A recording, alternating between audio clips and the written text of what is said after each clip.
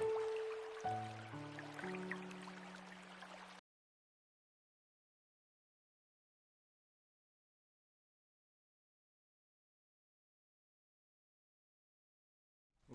Bon, on va commencer alors. On y est, très bien. Bonsoir à tous. Merci d'être venus ici à la librairie Almora. Merci à Thierry Janssen de s'être déplacé de Bruxelles dans cette librairie que tu découvres, je crois. Ah ce oui, que tu m'as dit. je Ouais. découvre. Alors, c'est bien, hein. Oui. Et donc, tu viens pour la sortie de ce livre, ton dernier livre, Inventer des rituels contemporains pour vivre dans un monde incertain, publié chez Guy Daniel. Alors, on va parler de ce livre tout à l'heure. D'abord, je voudrais te présenter, bien que tu sois quand même très connu du public francophone maintenant, en France, en Belgique. Tu as publié des livres qui t'ont fait connaître. Mais bon, alors disons que tu es chirurgien à la base, tu étais médecin chirurgien. J'ai exercé la chirurgie Voilà. pendant 13 ans. 13 ans. En 98, tu quittes l'hôpital Oui. et tu vas aux États-Unis.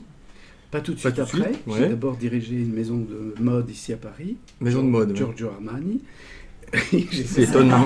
C'est étonnant. C'est vrai, j'avais lu ça en ta biographie. Oui. C'est ça. Mais j'y tiens parce que ça m'a permis de me désidentifier de ce qu'on fait. Oui.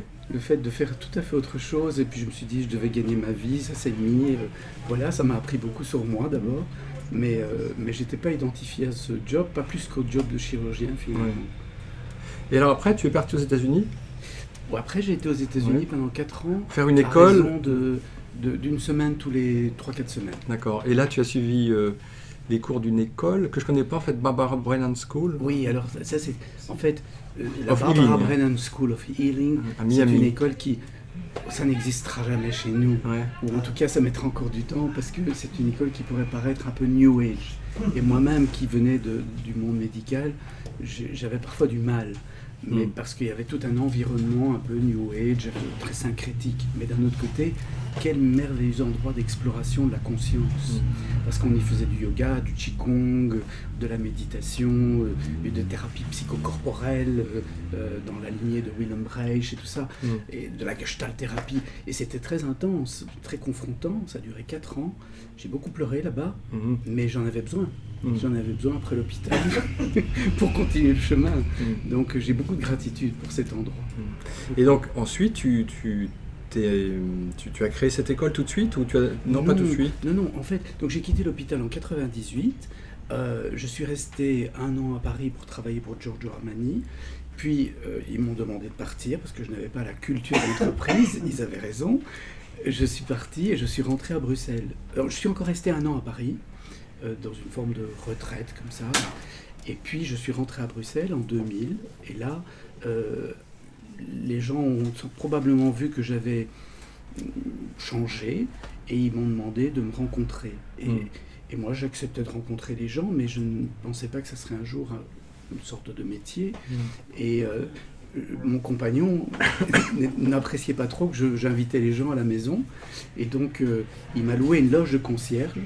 Et en moins de 3-4 semaines, je voyais 10 à 15 personnes par jour. On venait de France. J'avais pas de téléphone portable. C'est un truc de fou qui s'est produit à ce moment-là, une espèce de bouche à oreille. Et en fait, je parlais avec les gens, je les obligeais à regarder un peu plus profond que ce qu'ils avaient l'habitude de faire. Je le faisais intuitivement. Et puis un jour, je me suis senti très mal parce que une dame m'a tendu de l'argent pour ce que je faisais. Et elle m'a dit, vous m'avez appris la prospérité de mon âme, je vais vous apprendre la prospérité de votre portefeuille. C'est pas mal aussi. Et c'était une assez riche héritière, comme ça, enfin, bref. Et en fait, j'ai téléphoné au ministère de la Santé en Belgique, en disant, voilà, moi j'ai un diplôme de médecin, de chirurgien, je pratique quelque chose qui s'apparenterait à l'accompagnement de psychothérapie, mais je n'ai pas de formation. Oui, mais vous êtes médecin, vous pouvez pratiquer la psychothérapie. Donc j'étais pas très bien avec ça non plus. Et du coup, ça m'a fait partir aux États-Unis. Et là, j'ai quand même eu une belle formation. Et puis, j'ai fait d'autres choses pour avoir des repères, me sentir légitime. Mais en même temps, ça, je l'ai fait pendant pratiquement 12 ans. Et j'ai écrit Le travail d'une vie en 2001, parce que je voulais expliquer ce que je faisais, ces conversations psychospirituelles.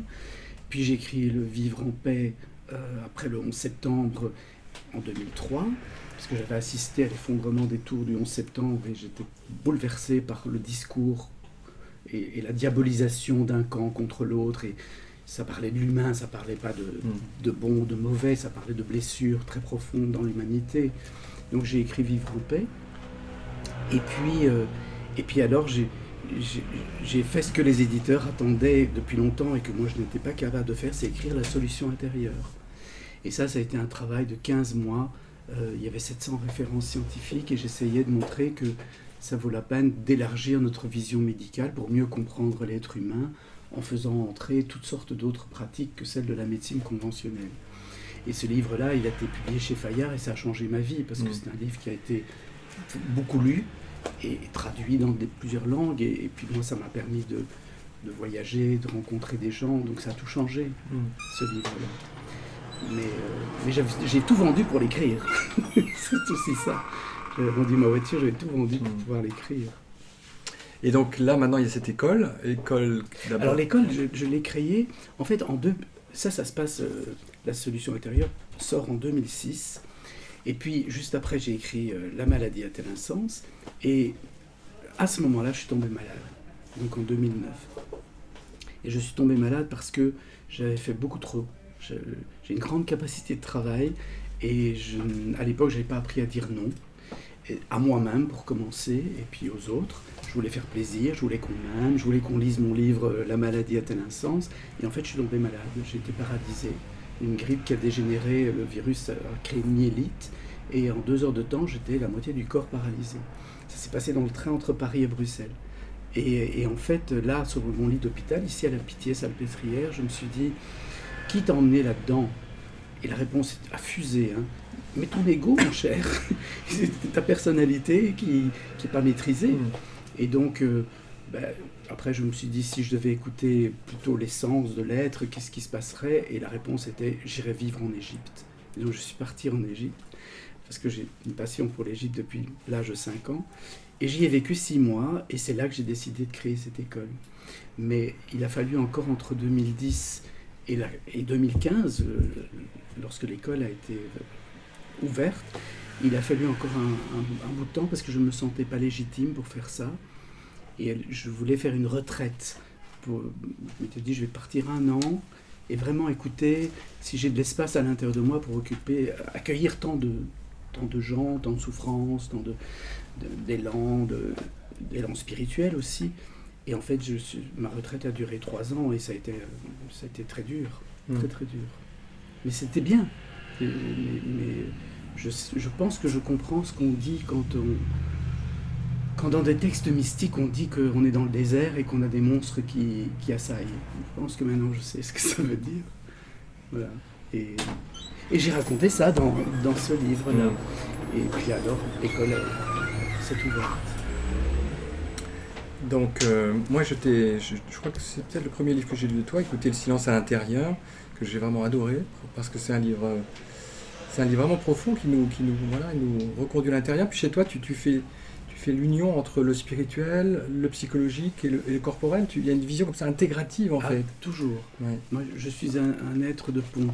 C'est ça. Et ma fonction, si j'en ai une, on a tous une fonction dans notre communauté, c'est de faire des ponts.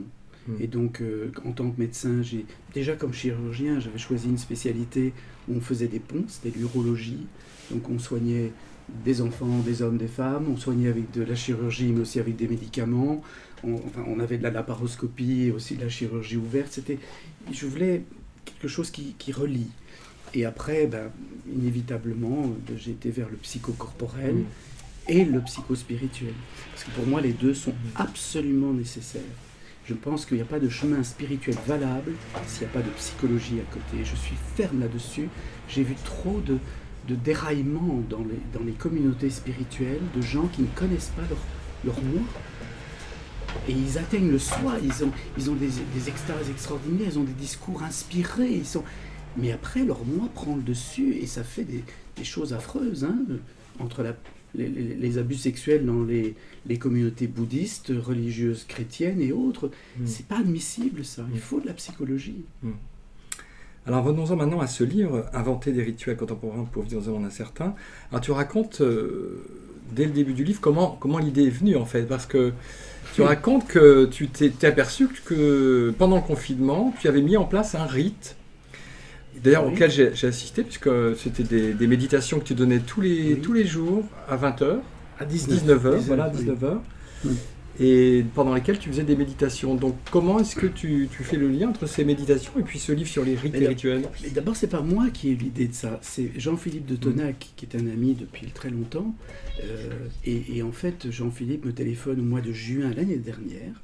Et il me dit, Thierry, je dois te parler d'un truc que j'en ai parlé avec Guy Trédaniel. Il avait publié un livre chez Guy Trédaniel sur les guérisseuses. Et il me dit, voilà, on a regardé ce que tu faisais pendant le premier confinement, et pour nous, tu as inventé un rituel contemporain. Alors il m'a un peu expliqué pourquoi il me disait ça, et c'est vrai que l'idée n'était pas inintéressante à creuser. Et il m'a dit, il faudrait que tu réfléchisses à la place des rituels dans nos sociétés. Et donc, en parlant avec lui, au bout de la conversation, il y avait un livre. Et il m'a dit, il faut l'écrire. Donc je l'ai écrit. Mais je ne pensais pas écrire sur ce sujet. Alors effectivement, ce rendez-vous, il est né d'une façon totalement par hasard, un heureux hasard, dans le sens où Ilios Kotsou, que tu connais, qui vit à Bruxelles, juste 2-3 jours après le début du confinement, m'appelle et me dit « J'aimerais bien qu'on fasse une petite réunion sur Zoom, qu'on retransmettrait sur Facebook, pour un petit peu réfléchir à ce qui nous arrive. » Et mettre des mots sur ce qui nous arrive. Et donc, on était sur Facebook, enfin sur Zoom, et puis il y avait du monde sur le Facebook, et tout d'un coup, le Zoom a bugué. Et je me suis retrouvé tout seul. Je n'avais plus de communication avec Ilios. Et il y avait, je ne sais pas, 800-900 personnes sur le Facebook. Alors je leur ai dit, qu'est-ce qu'on peut faire? On ne peut plus discuter, mais ce que je vous propose, c'est peut-être de retourner vers nous-mêmes et on va entendre ce que nous avons à nous dire par rapport à la situation. Et on a médité. Et alors, c'était tout à fait improvisé. Il y avait mon téléphone portable, comme ça, qui tenait avec une pile de livres. Et puis j'avais mis une lampe pour la retransmission sur Zoom.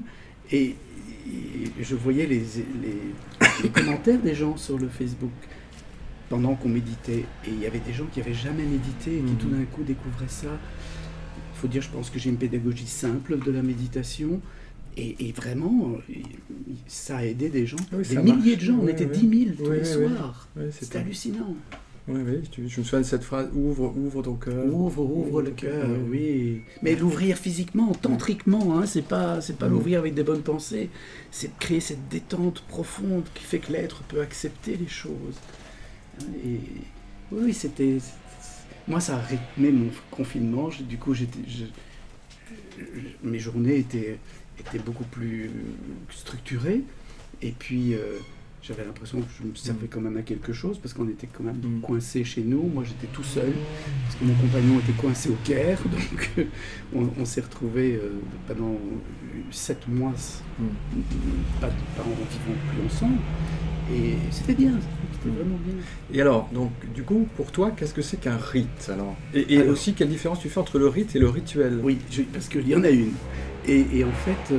quand j'ai dit ok, je vais écrire un livre qui va réfléchir à cette question, je me suis un peu documenté du coup, et dans beaucoup d'ouvrages on parle de rites et de rituels, mais c'est un peu confus. En tout cas moi je trouvais que c'était confus, et du coup j'essayais de comprendre quelle était la différence. Et il y a même des auteurs qui utilisent l'un pour l'autre. Enfin, moi je ne comprenais pas, et vraiment en méditant, c'est pas en réfléchissant, mais c'est en méditant, je dis mais au fond, qu'est-ce qu'un rite dans une vie? Et c'est venu comme une flèche. Et je crois que ça a du sens, donc je l'ai partagé. Le rite, c'est quelque chose qui naît dans la vie d'un individu ou dans la vie d'une collectivité sur l'élan d'un besoin, pour répondre à un besoin. Et le rituel, c'est la manière de manifester cet élan dans quelque chose de très concret. Et je prends notamment dans le livre cet exemple-là, parce que je crois qu'il parle à beaucoup de gens, l'exemple du baptême. Et pas que le baptême religieux, il y a aussi le baptême dans les universités, les bizutages qui sont décriés, parce qu'il y a même, en Belgique en tout cas, il y a eu encore un mort l'année dernière à cause de ces baptêmes. Mais ce rite, il répond à plusieurs besoins. Le besoin d'accueillir une nouvelle personne dans la communauté, le besoin de repréciser les valeurs de cette communauté, et pour celui qui se soumet au rite du baptême, le besoin de signifier son engagement vis-à-vis de la communauté. Donc il y a déjà au moins 3 besoins, et peut-être d'autres, dans ce rite du baptême. Et après, les rituels, ils vont varier d'une église à l'autre, d'une université à l'autre. Les catholiques, les orthodoxes et les protestants baptisent pas au même âge, n'ont pas forcément les mêmes gestes. Mais ça, c'est juste la mise en pratique de ce qui a suscité le rite. Parce que, en fait, quand on pense au rite, on pense tout de suite au rite religieux. Là, tu viens de citer le baptême, mais pour toi, le rite, en fait, n'est pas forcément religieux, même s'il y a une dimension sacrée, quand même, pour toi, dans le rite. Mais alors, d'abord, définissons ce que c'est le sacré. Chacun aura peut-être sa définition. Dans mes propos, quand je parle de sacré, c'est quelque chose auquel on donne une valeur. Dès qu'on donne une valeur à quelque chose ou à quelqu'un, il est sacré. Et donc, après, effectivement, on parle de rituel laïque. Alors, je suis désolé de dire ça en France parce que... Attention. Oui, parce qu'en France, c'est un sujet qui paraît assez touchy, comme on dit, hein, le sujet de laïcité. Mais moi, je n'aime pas ce mot, parce que je trouve que c'est un mot qui devient religieux.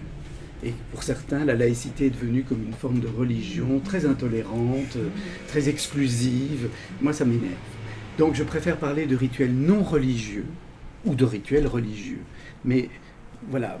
Et pour moi, la laïcité est une religion comme les autres. Voilà, chacun, mais j'assume. Hein. Et donc, voilà, il y a des rituels non religieux, et tant dans nos vies personnelles, individuelles, que dans les vies collectives. Pensons au défilé du 14 juillet, c'est un grand rituel, et il a une fonction. Il a la fonction de la plupart des rituels, c'est déjà de nous apaiser en nous donnant des repères. On peut même biologiquement comprendre pourquoi, hein, ça apaise dans le cerveau, mais aussi ça crée de la cohésion autour de valeurs partagées, de visions partagées. Donc, et le cadre de ce rituel, le rituel du 14 juillet sur les Champs-Élysées, le cadre n'est absolument pas anodin. Après l'obélisque. Oui, l'Arc de Triomphe déjà, c'est l'héritage de la Rome ancienne, et on va vers l'obélisque de Ramsès II, ramené de Luxor, que Mitterrand a refait coiffé d'un pyramidion doré pour le bicentenaire de la Révolution. Et cet obélisque, c'est quand même un symbole solaire par excellence. D'ailleurs, dans toutes les grandes villes, que ce soit à Washington, on a édifié un obélisque moderne pour le coup. À Rome, là où Saint-Pierre a été martyrisé, on a édifié l'obélisque qui était dans le Circus Maximus, qui était ramené d'Égypte. Donc ce sont des symboles solaires de reliance du ciel à la terre. Et c'est quand même très interpellant qu'on ait dressé cet obélisque sur la place de la Concorde, à l'endroit où Louis XVI a perdu la tête. Louis XVI, qui était comme un roi de droit divin, censé représenter la connexion entre le plus grand que nous et nos affaires terrestres. Donc voilà, rien que le cadre, inconsciemment, il pose déjà quelque chose pour une nation. Hein. C'est pas rien. Mais là, c'est inventer des rituels. Donc, est-ce que tu proposes à chacun d'inventer un rituel ou est-ce que c'est au niveau collectif qu'on doit les inventer, ou peut-être les deux? Les deux, oui. mais en fait... Tu penses qu'on manque de rituels, en fait? En fait, ce que je constate, ce qui m'est apparu quand j'ai commencé à un peu fouiller le sujet, c'est que finalement, il y a de nouveaux rituels qui apparaissent où la réappropriation d'anciens rituels, mais pas toujours bien compris. Par exemple, on voit qu'aujourd'hui, il y a plein de gens qui ne fréquentent plus les églises, mais lorsqu'il s'agit de se faire enterrer, on va quand même à l'église. Parce qu'on ne sait jamais au cas où. Oui, je ne sais même pas si c'est le au cas où, c'est qu'il faut un lieu quand même où justement il y a une architecture déjà qui sacralise les choses parce qu'il y a une intention qui est posée, une architecture qui veut dire quelque chose, il y a des symboles qui malgré tout traînent dans l'inconscient de notre civilisation qui veulent dire quelque chose. Et en même temps, moi j'adore aller dans les enterrements parce que je trouve que ce sont des lieux de grande vie. Et j'aime vraiment les enterrements. Hein. Je trouve c'est un moment de vérité, c'est un moment souvent où on se rappelle que la vie n'est pas éternelle et que donc il faut vivre.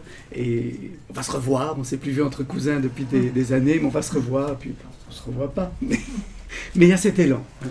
Et en fait, je vois dans ces ces rites-là, finalement, ils sont un peu vides, ils sont un peu déshabités, parce qu'il n'y a même plus la pédagogie pour nous rappeler ce qu'ils veulent vraiment dire, quelles intentions ils posent.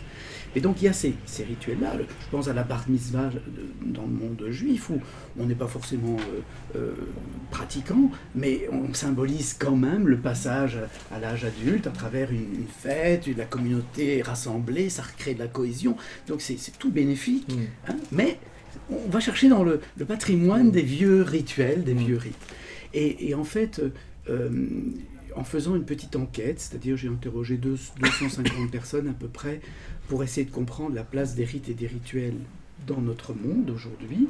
Alors, ce n'est pas une enquête qui est exhaustive, donc on ne peut pas en faire une thèse sociologique. Mais en même temps, moi j'ai été très interpellé parce qu'il y a au moins 6 catégories de rites et de rituels que les gens remettent au goût du jour ou réinventent ou inventent carrément. Et la première, c'est d'avoir de meilleures relations avec son entourage. Et je vois, il y a des tas de gens qui m'ont dit, pour moi, au travail, j'en peux plus. Donc j'ai instauré un rituel tous les matins, avant de commencer, à 9h, tout le service se réunit, on se tient par la main et on se promet qu'on va se parler en je et pas en tu. Des principes de communication non violente, mais qui sont rappelés à travers un petit rituel du matin, qui fait que, au dire de ce monsieur, la journée se passe très différemment. Donc, il y a des rites de cet ordre-là. Après, des rites de bien-être pour soi, de prendre soin de soi, parce que c'est vrai qu'on vit dans des sociétés où on a beaucoup de confort, mais on a accepté de payer un prix énorme pour ce confort. Et le prix, c'était de nier nos besoins essentiels, un peu de temps, un peu d'espace, pour avoir de l'eau chaude et 2 voitures. C'est un peu dommage d'avoir sacrifié des choses aussi essentielles pour ce confort-là. Et du coup, je vois dans ces initiatives des gens qui vraiment se forcent, grâce au rituel, à revenir à eux et à se prendre soin d'eux. Et par exemple, un monsieur qui avait... son papa est décédé quand il était assez jeune, et d'un infarctus massif. Son papa n'avait pas une très bonne hygiène de vie, lui prenait le même chemin, et il s'est dit non, je vais ritualiser. Et donc tous les samedis, il a une photo de son papa sur son bureau, il regarde son agenda pour la semaine et voit tout ce qui est prioritaire et tout ça, et puis il dit à son père, et maintenant je vais faire ce que toi tu aurais dû faire, et on va le faire ensemble, je vais aller prendre soin de moi, faire du sport, courir dans la forêt, puis aller à la piscine. Mais le fait de poser l'intention en conscience, ça change tout. C'est une vie consciente, le rituel. C'est pas une habitude. Une habitude, on ne sait pas pourquoi on l'a fait. C'est une habitude, c'est un conditionnement. Un rituel, c'est une vie consciente. On pose des actes, on sait pourquoi on les pose. Alors il y a des préoccupations comme l'environnement qui fait qu'il y a des tas de gens aujourd'hui qui instaurent des rituels dans leur vie pour participer à une meilleure relation avec l'environnement. C'est fascinant à voir. Des gens qui se disent, ok, moi je vais promener mon chien, et ben en allant promener le chien, mon rituel c'est de ramasser tous les papiers. Mais je sais pourquoi je le fais. Et puis une fois par semaine, j'emmène toute ma famille, on fait ça dans le petit bois à côté, ou sur une plage, c'est un monsieur qui habitait la Bretagne. Et voilà, ça remet du sens. Ça remet du sens dans l'existence, ça donne l'impression de pouvoir un peu agir sur ce qui peut faire peur, parce que l'éco-anxiété, ça existe. Donc, je suis très interpellé par l'inventivité des gens par rapport à leurs besoins et le besoin de revivre conscient. En même temps, tu soulignes les risques possibles des rituels. Dans un chapitre, tu dis que voilà, trop peut-être ritualiser sa vie, on peut tomber dans des habitudes un peu... Oui. Toi-même, tu dis que tu as cette tendance un petit peu... Moi, je suis quelqu'un de rigide. Voilà, c'est ça. C'est toi qui l'écris. Dans ma personnalité, j'ai beaucoup de rigidité. C'est-à-dire que j'ai été un petit garçon qui avait toujours peur de ne pas bien faire. Le message aussi, c'était toujours qu'on pouvait faire mieux. Et je marchais à fond là-dedans, ayant des parents qui eux-mêmes essaient toujours d'être dans la perfection. Donc j'ai passé la barre souvent très haut, quitte à me faire mal. Mais le bon côté de la rigidité, parce que la rigidité elle paralyse, c'est une mort avant l'heure. Mais par contre, le bon côté, c'est la rigueur. Et il faut garder le bon côté de ce trait de caractère-là. Je suis quelqu'un de rigoureux, je suis quelqu'un de persévérant. Vous pouvez me faire confiance. Si je vous promets quelque chose, j'irai au bout de la chose pour vous répondre à ma promesse. C'est tous les bons côtés de la rigidité non névrotique, ou moins névrotique. Mais donc, effectivement, quelqu'un qui est un peu rigide, il a tendance à ritualiser beaucoup. En tout cas, à vouloir contrôler son environnement, à se donner aussi l'impression qu'il peut contrôler cet environnement à travers ses rituels. Donc, il ne faut pas tomber dans ce travers-là. Maintenant, j'ai voulu un petit chapitre sur les rituels pathologiques, qu'on peut même plus appeler pathologiques, mais les troubles obsessionnels compulsifs, ou les routines des personnes qui ont une pathologie du spectre de l'autisme, comme l'Asperger. Et en fait, là, ce sont des habitudes qui ont la même fonction, c'est de calmer, c'est d'apaiser. Mais en même temps, on en est prisonnier, on n'a aucune marge de liberté par rapport à ça. Est-ce que tu penses que le rituel a un rôle à jouer dans l'accès au silence intérieur, en fait, pour plonger dans ton... Oui, en fait... oui, je sais comment je vais répondre à la question. En fait, avec l'apparition de ce livre et le fait qu'on n'est plus en confinement, parce qu'on a quand même vécu 2-3 ans assez sympathiques, on s'est dit, on va retourner en présentiel, essayer de rencontrer les gens et tout ça. Et ce que j'avais continué à faire avec l'école, mais pas dans des conférences. Donc, on a décidé qu'il y aurait un petit circuit de conférences. Et puis, je me suis dit, alors, autant qu'elle soit vivante, pas simplement un échange intellectuel, on peut faire un petit atelier. Et on a commencé, j'en ai fait un à Bruxelles, et puis il y en aura un à Strasbourg dans 8 jours, et tout ça. Et je vois bien que la première chose, si on veut inventer un rituel dans sa vie, c'est essayer que celui-ci vienne en rapport avec des besoins essentiels, une connexion à l'essentiel en nous, qu'on connaisse nos besoins essentiels, et puis ritualiser pour l'essentiel quelque part. Et comment retourner à cet essentiel, si ce n'est en plongeant dans ce silence intérieur, si ce n'est en ayant cet apaisement du mental pour avoir cet éveil de la conscience qui nous montre le chemin, parce que la conscience, elle connaît le chemin, la vie connaît le chemin. Oui, j'ai noté cette phrase. La difficulté est assurément d'écouter l'aspiration de notre âme. Oui, c'est ça. La conscience, elle l'inspire, c'est l'esprit. Mais l'esprit, pas le mind, parce qu'en France, ça aussi, c'est un gros problème. Enfin, je suis francophone, du coup, j'ai le même problème. C'est qu'on confond l'esprit avec le mental. Et quand j'avais publié le livre La solution intérieure, chez Fayard, j'avais amené un sous-titre, parce que le titre était assez poétique, mais personne ne pouvait savoir que ça allait parler de médecine alternative, de complémentaire. Et donc, j'avais mis un sous-titre vers une nouvelle médecine du corps et du mental. Et l'éditeur dit non, du corps et de l'esprit. Mais je dis mais non, du corps et du mental, c'est pas l'esprit. Et en français, on confond le mental et l'esprit. Et en anglais, pas du tout. C'est body-mind. Et mind, c'est le mental, les capacités cognitives qui permettent de réfléchir, d'analyser, de dialoguer. C'est vrai, oui. Et tandis que si on avait voulu dire corps-esprit, on aurait dit body-spirit. Et pour moi, si on veut donner un synonyme à l'esprit, c'est la conscience. Mais la pure conscience, pas la conscience intellectuelle qui met des mots sur les expériences que nous faisons. La pure conscience qui est là, qui est présence au monde, qui est accueil inconditionnel, qui est amour inconditionnel, qui est la vie, au plus profond, l'essence même de la vie. Le propos est mystique, mais moi je suis un mystique. Définitivement. C'est comme ça. C'est pas moi qui te le reprocherais. Non, c'est comme ça. Je sais pas, je peux pas dire autrement, puisque je le vis comme ça. Et toi-même, depuis que tu as écrit ce livre, tu as inventé des rituels Je me suis rendu compte que j'en avais déjà beaucoup dans mon existence. Celui qui fait rire d'habitude quand je le dis, mais pourtant j'en suis fier, c'est que je fais mon lit tous les matins. Et c'est un rituel, c'est pas une habitude, parce que, en fait, c'est vrai qu'à la maison, chez mes parents, ma mère voulait qu'on fasse notre lit avant de partir à l'école. Donc c'est vrai que là, j'ai pris l'habitude. Mais après, j'ai vécu dans un couple où la personne qui vivait avec moi n'avait absolument pas cette habitude et s'amusait même, si je refaisais le lit, à le détruire avant qu'on parte, parce que, voilà, préférait que ce soit un petit peu en désordre. Donc, j'ai moi fait le choix de faire ce lit tous les matins, tout simplement parce que pour moi, c'est un rite de cadeau pour moi. Car le plaisir que j'ai le soir, quand je rentre, d'avoir ce lit, qui est comme dans une chambre d'hôtel, qui a respiré, les draps qui sont tout défroissés. J'adore. J'ai l'impression que je suis à l'hôtel et ça me fait plaisir. Donc le matin, je fais mon lit pour me faire plaisir le soir. Mais c'est un rite de cadeau pour soi.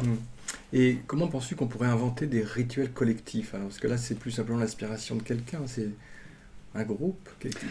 Tu penses à quoi quand je pense que nos politiques pourraient vraiment réfléchir à ça, parce que quand on voit les dictateurs, ils ne font pas de mal d'inventer de grands rituels sur la place rouge ou ailleurs pour mobiliser la population.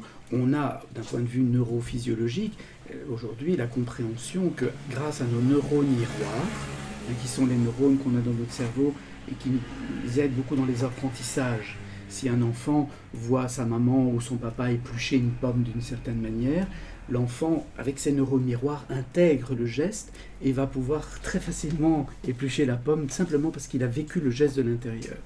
Eh bien, grâce à ces neurones miroirs, quand on ritualise ensemble, ça crée un sentiment d'unité, puisque le geste que l'autre fait, c'est le même que le mien, il y a quelque chose, on est les mêmes, on est un. Et cette unité, cette cohésion, c'est ce qui fait qu'on part la fleur au fusil tiré sur les Allemands en 14. Mais c'est ce qui fait aussi qu'on marche comme ça, tous au pas, sur la place rouge à Moscou. Et donc les dictateurs savent très bien comment utiliser les grands rites, les grands rituels collectifs pour mobiliser les foules autour d'une intention, d'une vision commune. Alors nos politiciens, je pense, devraient réfléchir à comment ritualiser face aux grands problèmes de notre époque. Parce que dans le passé, quand on décidait de créer une cathédrale dans une ville, eh bien, c'était une sorte de rituel. On allait travailler pour une cause commune. Dans l'Égypte ancienne aussi, on avait 3 mois par an le Nil qui recouvrait tout le pays. La population était désœuvrée. Pharaon savait très très bien qu'il fallait l'occuper. On prenait tout le peuple pour construire des pyramides et des temples. Et il y avait une cause commune, il y avait une ferveur, et en plus, pour eux, ça faisait pas l'ombre d'un doute que le divin était là, et que donc il fallait créer un espace pour le rencontrer. Mais du coup, face aux grands enjeux d'aujourd'hui, par exemple l'enjeu environnemental, qui empêcherait nos politiciens de nous dire, mais il faudrait qu'ils arrivent à le faire non pas comme c'est fait aujourd'hui, en imposant et en donnant des amendes si on ne le fait pas, mais ils arrivent à nous mobiliser de façon festive, joyeuse, mais à faire des choses ensemble pour notre environnement. Aller nettoyer les forêts, aller nettoyer les plages, mais dans des grands rites collectifs. Pas simplement la fête des voisins, c'est déjà pas mal. Quand Jacques Lang a instauré la fête de la musique, qui aujourd'hui perd un peu de son éclat, mais dans les années 80, c'était quelque chose, de réunir les gens autour de la musique dans la rue. Bravo Monsieur Lang d'avoir fait ça. C'était une vision. C'était une vision. Et je pense que le président Mitterrand en France était peut-être le plus spirituel de tous ceux que vous avez eus depuis longtemps, parce qu'il avait une vision. Et il savait que le rituel avait de l'importance, que le lieu du rituel avait de l'importance. Sa pyramide du Louvre, son pyramidion au-dessus de l'obélisque, tout ça n'est pas anodin. Et donc, je pense que nos politiques pourraient aujourd'hui faire ritualiser les peuples, mais pour des causes autres que partir la fleur au fusil, taper sur le voisin. Est-ce que parmi le public, vous avez des questions à poser à Thierry sur... Oui. Est-ce qu'il y a... parce que, en tout cas, ce qui est délicat, c'est dans la création du mythe, dans la création du rite, est-ce qu'il y aurait finalement des rites d'immanence, peut-être comme le 14 juillet, sans le côté symbolique, ou d'aller ramasser peut-être des papiers dans la forêt? Est-ce qu'il y aurait des rites qui mettent en branle des choses plus transcendantes? Ça veut dire que, est-ce que toute mise en... Alors, j'ai envie de dire mise en branle, c'est une façon de dire qu'il y a des tas de choses sensibles qui se mettent en route dans un déroulement, comme peut-être dans un rite initiatique. Est-ce qu'il y a des rites qui seraient peut-être plus reliés à la tradition, en tout cas qui ont une mise en branle transcendante? Et est-ce qu'il y aurait plus des mythes qui auraient peut-être une mise en branle peut-être plus sociale ou plus immanente, en tout cas dans cette double dimension verticalité et horizontalité. La réponse qui me vient, qui n'est peut-être pas suffisamment fouillée, mais je la livre parce que moi elle me parle, c'est qu'à partir du moment où un rite, et un rituel surtout, puisque c'est la manifestation du rite, est pleinement habité, il est transcendant immanent. Et il n'y a pas de si longtemps, enfin il y a quelques 3-4 ans, j'étais dans une cathédrale en France pour l'ordination d'un groupe de prêtres, de jeunes prêtres, dont l'un était un ami. Et l'évêque a posé des gestes, et en même temps, il se trouve que je suis très sensible à l'énergie, au champ de l'énergie, ça c'est ma formation tantrique on va dire. Et en fait, j'étais triste parce que le geste était déshabité. Et pourtant on était dans un lieu qui était consacré à quelque chose qui est censé nous mettre en lien avec le plus grand et au-delà.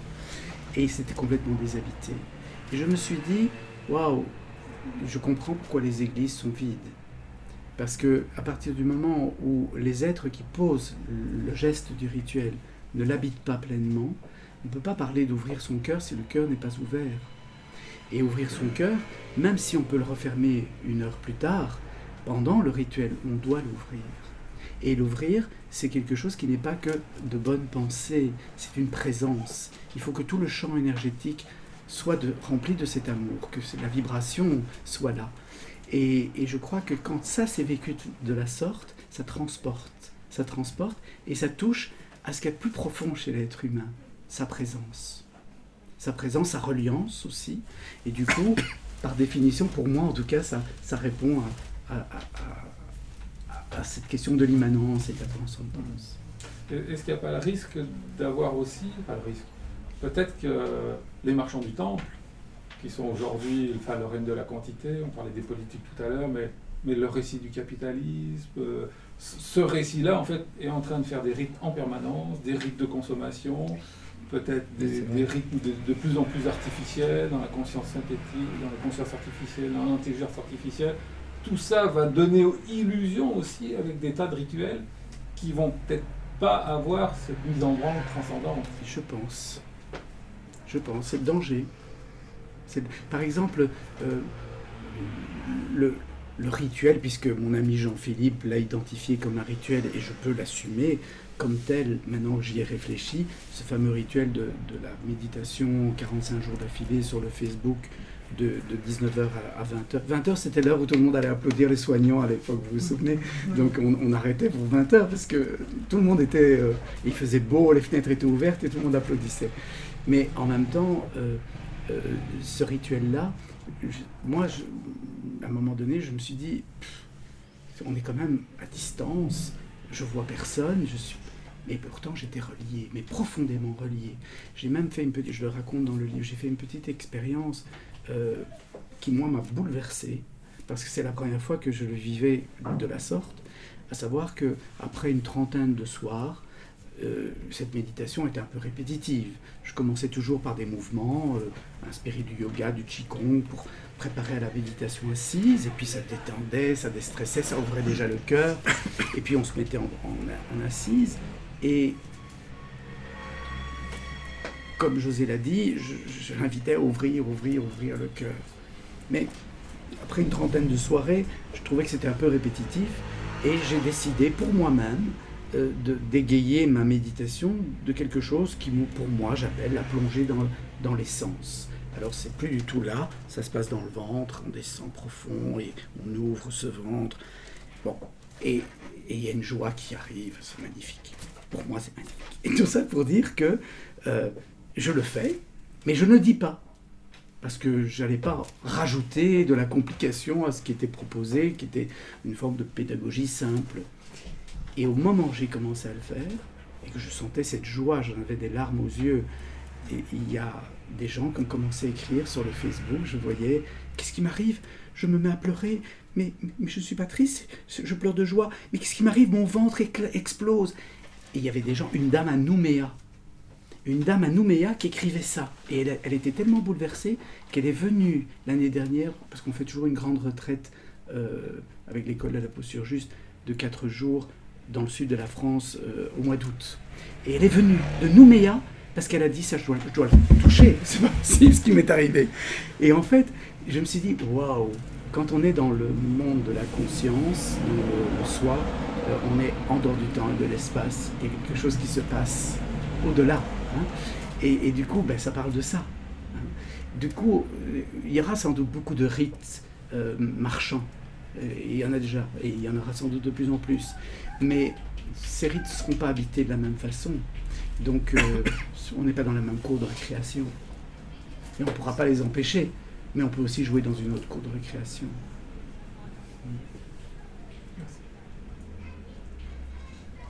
Est-ce qu'on peut assimiler un rite qui n'est plus habité à une habitude?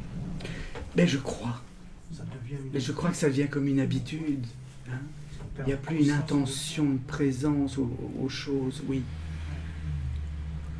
Oui, ça me paraît faire tout à fait sens avec le mot habitude.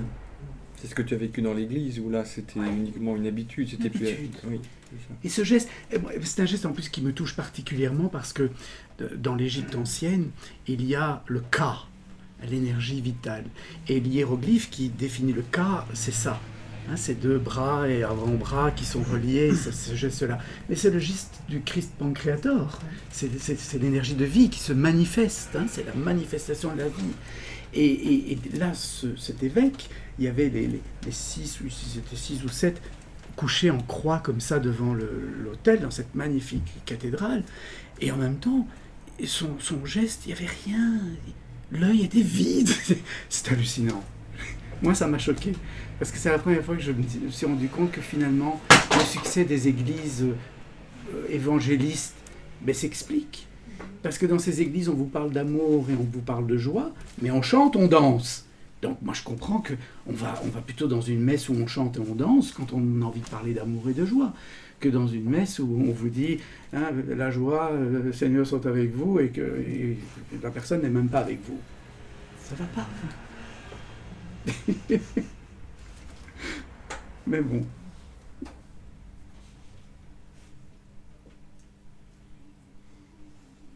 Juste une remarque qui me vient par rapport à ce que vous venez de partager. C'est juste qu'on peut imaginer par contre que les prêtres qui étaient en croix, eux, étaient dans leur, dans leur présence et dans leur sans doute beaucoup. Parce que c'est important pour eux. Évidemment. Et se pose la question, c'est-à-dire que même si la personne en face en fait, n'est pas forcément habitée, comme vous dites, pour eux, il s'est peut-être probablement passé quelque chose, parce que c'est un véritable important dans leur vie. Sûrement. On ne peut pas parler à leur place, mais... Sûrement, on peut leur souhaiter en tout cas. Est-ce que un rituel qui n'est pas habité d'un côté peut être habité par d'autres personnes? Oui, mais je crois... Ça demande une autonomie peut-être. Je crois quand même que tout est une question de résonance entre nous tous, les êtres humains.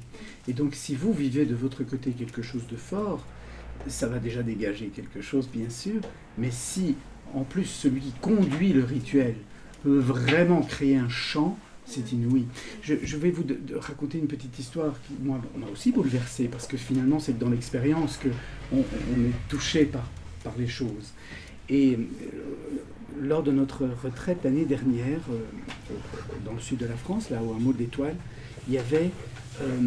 on avait choisi un thème qui était la réconciliation du masculin et du féminin, mais pas de l'homme et de la femme, du masculin et du féminin en chacun de nous, d'accord? Et donc au niveau archétypal, et bon, évidemment après avec toutes les répercussions sociétales et autres. Et après 2 jours de cette rencontre, je sentais que à voir les titres qu'il y a ici, je peux dire ça ici, hein, je ne le dirai peut-être pas à la FNAC, mais je sentais que les ancêtres étaient là. Dans le champ d'information de chaque personne, il y avait du monde.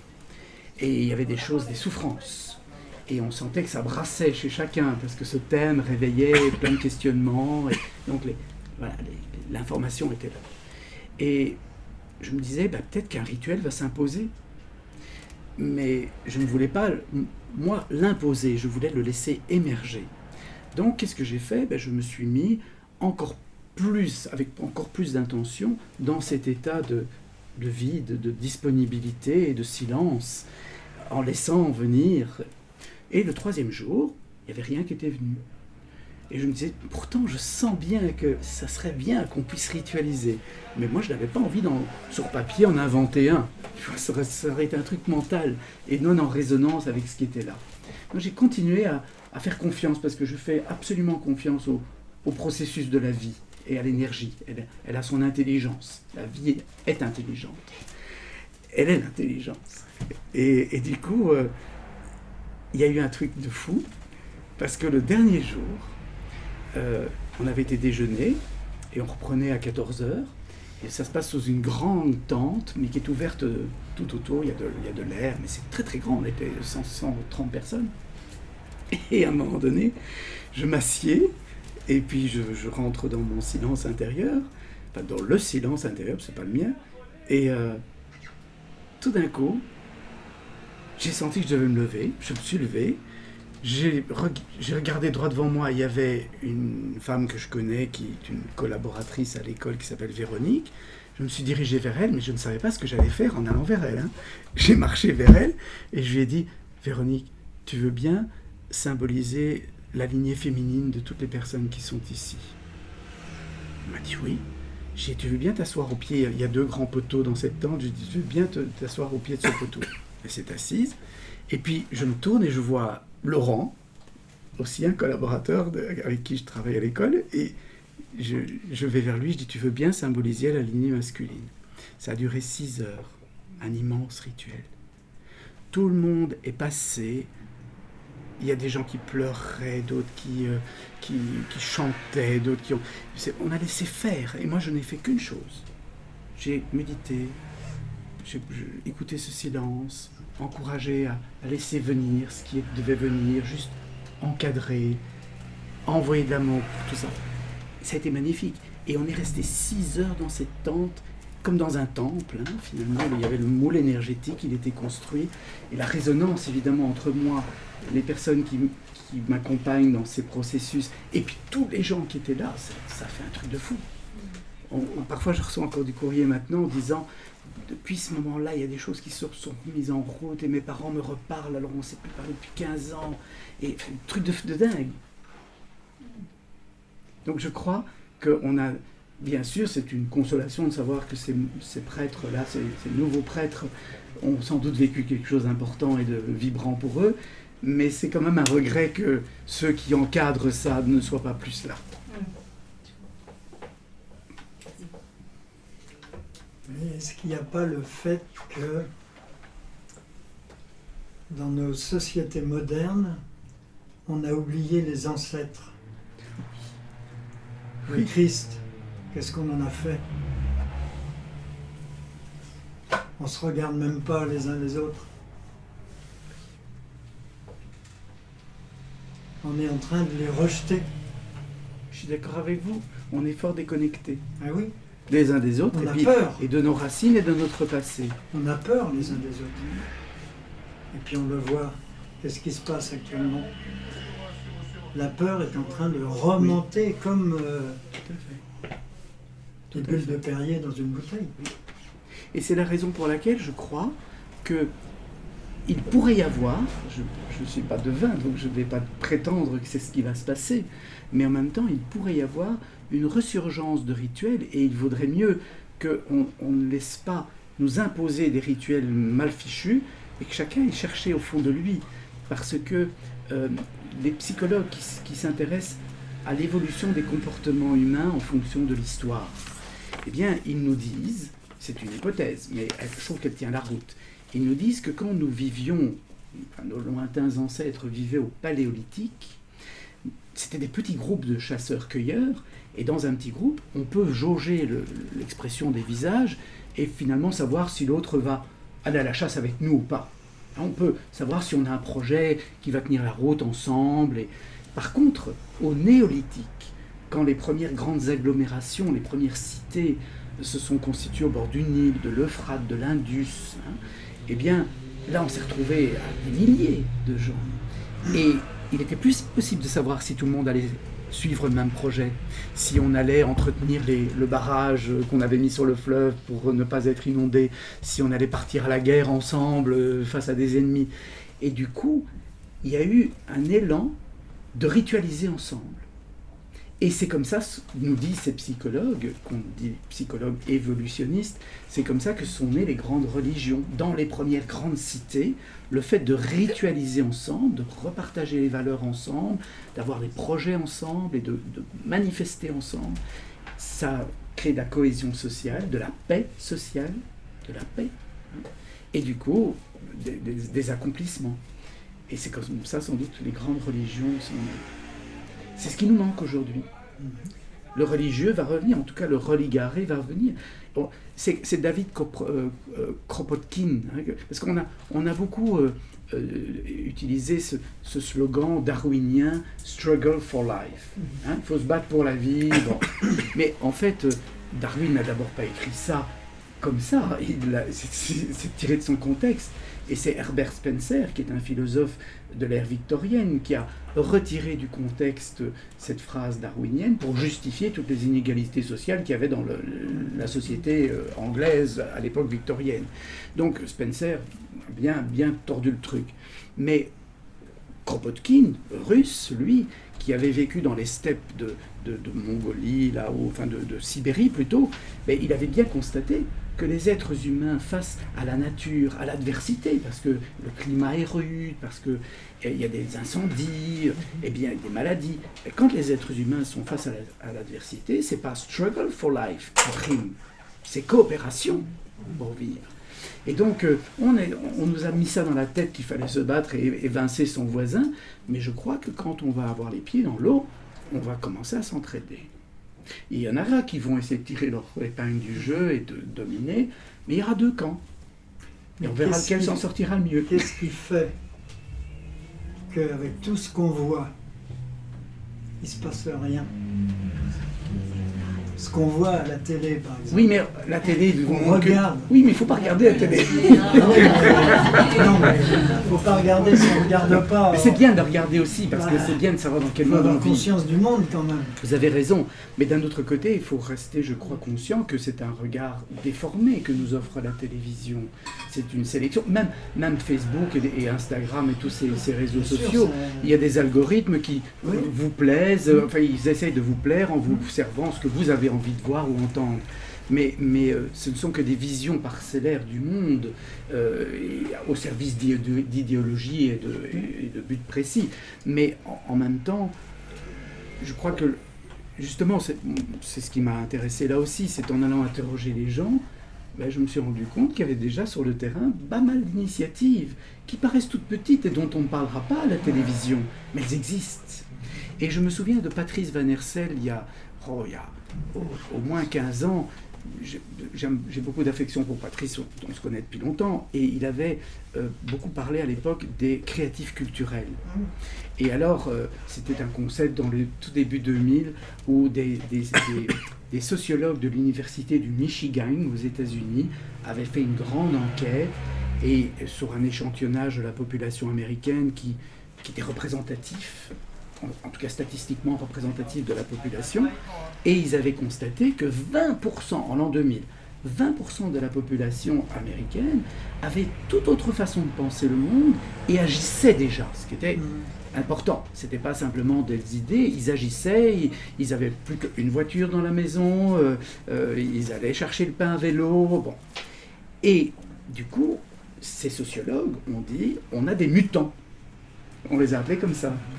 Sauf que l'étape suivante dans leur enquête, c'était d'aller interroger ces mutants pour leur demander pourquoi ils ne créaient pas un parti politique pour s'opposer à toutes les mauvaises habitudes qui étaient diffusées largement par les 80 autres pourcents. Et ces gens, sans doute parce que c'est des vrais mutants, ils disaient, et moi je me reconnais là-dedans, ça ne sert à rien.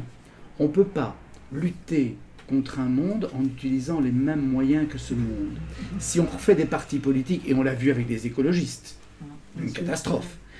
des luttes de pouvoir, des luttes d'ego, et puis finalement, diviser pour régner, c'est si simple. Donc, peut-être que ce mouvement est beaucoup plus profond, et c'était d'ailleurs la conclusion de ces sociologues. Ils disaient, on assiste sans doute à un changement de civilisation, plus qu'un changement de société. C'est pas un changement de isme pour un autre isme, de marxisme en capitalisme. Non, c'est un changement de civilisation, ça met plus de temps, ça reste plus longtemps invisible, mais à un moment donné, quand la courbe exponentielle se redresse, ça devient une évidence. Et ça me fait penser à pendant que je vous parle, je me rappelle de ça, j'avais suivi à Bruxelles, au Parlement européen, à la Commission européenne, une conférence, il y a au moins aussi 15 ans, d'un prospectiviste. Et d'ailleurs, il était accompagné de quelqu'un que vous connaissez peut-être, Marc Leux. Il a écrit des livres très intéressants chez Lamartine, Marc Leux, sur le changement de paradigme, etc. Mais ce prospectiviste nous expliquait que lorsqu'une civilisation disparaît, elle le fait de manière exponentielle. Ça décroît. Mais pendant ce temps-là, il y a une civilisation qui est en train d'apparaître. Parce qu'il y a une nouvelle façon de penser le monde, de se représenter les choses. Et 2, puis 4, puis 8, puis 16. Et à l'endroit de croisement de la civilisation qui décroît et celle qui est en train de croître, à l'endroit de croisement, il y a toujours 3 choses. Et il nous l'avait brillamment expliqué. Et ces 3 choses sont des épidémies. À l'époque, on avait le sida, et il prenait le sida comme premier exemple. Et il y avait Ebola, il y avait déjà eu une poussée d'Ebola, je crois. Deuxième phénomène, des mouvements de population très importants. Et troisième phénomène, des guerres idéologiques, ou guerres de religion. La finance étant une religion en soi aussi, du veau d'or, donc ce sont des guerres idéologiques. Et en fait, on est dedans, on le sent arriver là. Mais c'est pas grave, c'est qu'on change de civilisation. Est-ce que vous remarquez, dans les groupes où vous êtes, il y a des enfants? Oui, bien sûr. Qu'est-ce qu'ils disent? Mais eux, ils ont déjà une forme de sagesse. Par exemple, vous voyez, au séminaire qu'on fait l'été, là, cette retraite, eh bien, depuis 2 ans, il y a des parents qui nous demandent s'ils peuvent venir avec les enfants. Alors, au début, moi, j'étais un peu réticent parce que j'ai toujours eu très peur de créer une secte. Parce que c'est vite fait. C'est vite fait. Les gens vous donnent comme ça un pouvoir, ils ont besoin d'être guidés. Et non, il faut au contraire inventer ses propres rituels, ne pas rentrer dans trop de choses préétablies. Mais en attendant, je m'étais dit, si maintenant les parents viennent avec leurs enfants, on va enfermer les gens dans un truc. Et puis l'année dernière, on a commencé à accepter des enfants de 15 ans. Mais c'est magnifique. Alors, eux, ils sont là. Ils voient. Ils ne sont même pas fâchés. Ils voient et ils disent, ceux que j'ai rencontrés, il n'y a pas que ça sur cette planète, évidemment, mais ceux que j'ai rencontrés, ils voient, ils ne sont même pas fâchés, ils disent, mais bon, ça va se casser la gueule, mais est-ce que ce monde incarné, on connaît la petite histoire du panthéon hindou, là où il y a tous les dieux en réunion qui disent où est-ce qu'on va chercher le secret de l'homme, oui.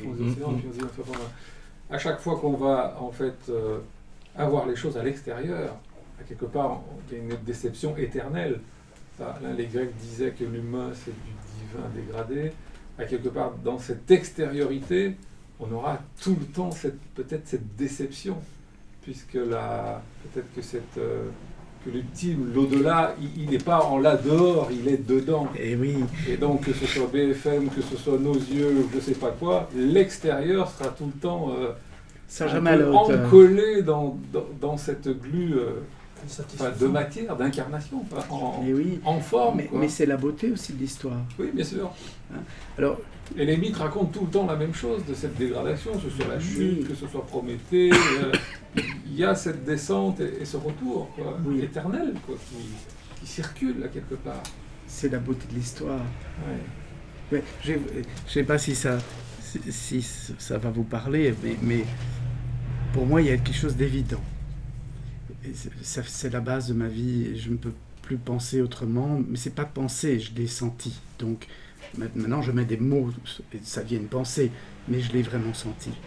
En fait, si vous acceptez l'idée et beaucoup de méditants acceptent cette idée, que le fond, l'essence du réel, hein, je n'ai pas dit de la réalité, parce qu'il y a beaucoup de réalités, on en a chacune une, mais le réel contient toutes ces réalités. Si l'essence du réel, c'est la conscience, et que cette conscience est silencieuse, paisible, aimante, qu'elle contient tout, qu'elle est dans tout, bon. Si vraiment c'est ça, alors il faut que la conscience, pour être consciente, soit consciente d'elle-même. Elle n'est pas consciente, elle n'est pas conscience. Mais elle-même, c'est un ensemble de potentiels qui ne sont pas encore manifestés. C'est une vacuité. C'est en dehors du temps et de l'espace. Et pour que ça puisse se manifester, il faut un temps et un espace, et donc de la matière. Alors, pour que la conscience devienne consciente d'elle-même, il faut qu'elle explose. Il faut que tous ces potentiels soient projetés dans l'espace et donc dans le temps. Parce que pour parcourir un espace, il y a un temps. Donc dans une précipitation matérielle. Donc dans une incarnation. Et si vous dites que tous ces potentiels, ce sont les âmes, mais pas que les âmes humaines, les âmes de la nature, les âmes qui sont dans tout, et que chacune de ces âmes déroule un des potentiels, selon une loi de cause à effet, qui fait que nous tous ici, toutes les âmes que nous sommes, lorsque nous nous regardons, toi tu vois un potentiel qui se réalise à travers mon incarnation, j'en vois un chez toi, j'en vois un chez toi, j'en vois un chez toi, tu en vois un chez moi. Tous ensemble, on fait l'immense travail de la conscience qui devient consciente d'elle-même. Nous permettons l'existence de Dieu. Toujours on a compris ça. Pourquoi on se disputerait? C'est plus possible. Et ça, le jour où l'être humain va comprendre ça, c'est fait. Hein. La grosse difficulté, c'est qu'il y a tellement de possibilités que dire oui à tout, c'est s'abandonner totalement. Faire totalement confiance à la vie. Ah, d'accord, oui. Faire confiance. C'est quelque chose, quand même. Mais prendre conscience aussi de notre part de créateur. Oui. Du coup, poser des intentions claires. S'investir. Regarder à l'horizon le soleil que l'on veut atteindre. Ne pas errer. Donc ça nécessite quand même d'avoir une intention, d'avoir une direction, de se donner du sens. Après, faire confiance que les chemins pour arriver à ça seront probablement très surprenants. Et que si on veut faire rire le bon Dieu, il faut lui expliquer les plans qu'on a pour notre existence. Ça se passe toujours autrement. Oui. Jamais comme on l'a pensé. Bien, écoutez, merci Thierry, c'était merveilleux, on est allé en plein de directions superbes. Oui, à partir des rituels, on s'est retrouvés. Ouais. Et merci de votre attention. Merci de l'invitation. Merci à Sophie, à Julie, à Claude de nous avoir reçus dans la librairie. Et puis oui, je crois que... Et je voudrais dire quelque chose. C'est que, justement, par rapport à ce que je disais là tout à l'heure, au niveau de la trame énergétique de notre monde, eh bien, je ne sais plus qui m'a dit « Oh, tu sais, il n'y aura pas beaucoup de monde, c'est une petite librairie. » Et d'abord, je trouve qu'il y a du monde, c'est merveilleux, c'est gai. Mais en plus, peu importe. Parce que chaque fois qu'on sort des paroles négatives, on crée un moule négatif sur cette planète. Chaque fois qu'on parle de quelque chose un petit peu plus éclairé, un petit peu plus lumineux, on agit dans ce sens-là. Et c'est ça aussi, témoigner et ritualiser. Donc pour moi, chacune de ces signatures comme ça, c'est un rituel aussi. C'est une façon de venir mettre de l'énergie à un endroit. Et ça va évidemment. Moi, je me permets du coup de vous remercier de vous être déplacé jusqu'ici parce que ça nous fait très plaisir de vous recevoir. Parce que contrairement effectivement à vous, il y a beaucoup d'auteurs maintenant qui ne veulent plus se déplacer dans des petites librairies comme la nôtre. C'est terrible, hein? Qui exigent de savoir d'abord combien de personnes seront présentes avant de se déplacer. Voilà, donc pour nous ça nous touche beaucoup que quelqu'un de connu comme vous ait accepté de venir converser avec José et puis nous rencontrer tous. Grand merci. Il faut qu'on préserve ça, les réunions, de se voir, de se sentir, il faut ça. rester... Oui, on ne peut pas rester dans sa tour, là, derrière son écran d'ordinateur. Hein. Donc merci de continuer à organiser et que les librairies existent encore, parce que... Hein. Merci à vous. Merci beaucoup. Et puis donc, voilà, vous pouvez faire signer le livre à l'auteur si vous le souhaitez. Merci beaucoup. Merci. Hein.